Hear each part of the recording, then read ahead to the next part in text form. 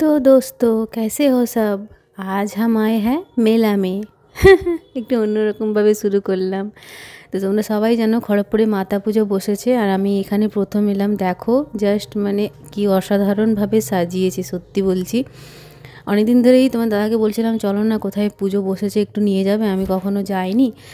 তাও বলছে হ্যাঁ চলো তাহলে ঠিক আছে।